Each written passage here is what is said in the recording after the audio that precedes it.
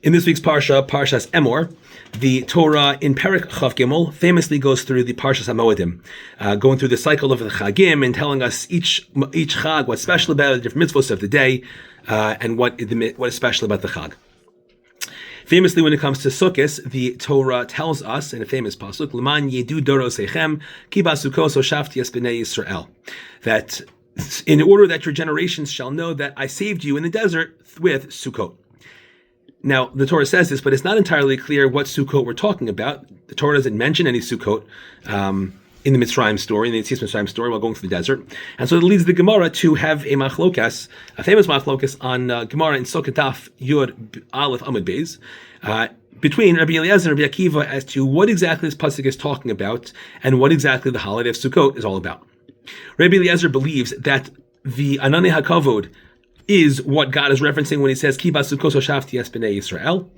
God saved us from the dangers, the physical dangers of the desert by giving us these protective clouds, Ananei Hakavod, which went before us and behind us and atop and below, and took care of, smoothed out the land and took care of all the needs that we'd have while walking across the desert.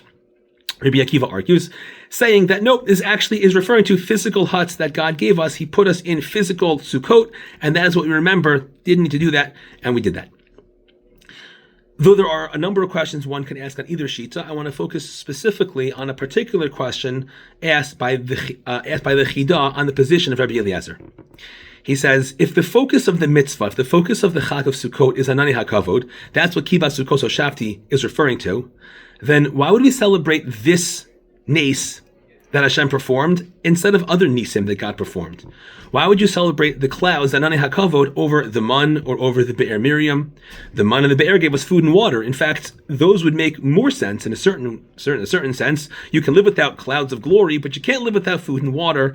And so that begs the question, why would we have a holiday dedicated towards just Ananei Hakavod when they seem to be the least important out of the three? The Chida offers two answers to this question. The first answer, he says, is that it is true. We actually would have been fine if we didn't have the Ananei Hakavod, but that is actually the beauty. See, for food and water, without those two things, you wouldn't have survived. And so the Be'er and the man were needed. God had to have a plan if he's leading human beings through the desert. He had to have a plan to take care of those two needs for them. He could not have led us through the desert without them. But the clouds, that Ananei Hakavod, to shield from the heat and from the scorpion, not a necessity. Hence, the fact that God gave them to us, that is what we remember and base our mitzvah on, because it wasn't a given that we get it, and that we did get it is noteworthy. Answer number one. The second answer the Chida gives is actually, we got the water because we complained. The Be'er Miriam, we needed water, we complained about it, so God gave it to us. And the man, because we asked for it. We needed food, so we asked for it. The Ananei Hakavod, God just gave to us on his own, without any asking, without any needing, but out of the love for the Jewish nation, therefore, God gives it to us. His love of the Jewish people is all that was needed in order for God to give us Ananei Hakavod.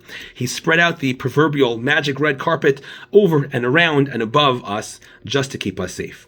Hence, the Chida says, it is true that the Ananei Hakavod actually were the least critical of the three nisim we got in the midbar on a daily basis.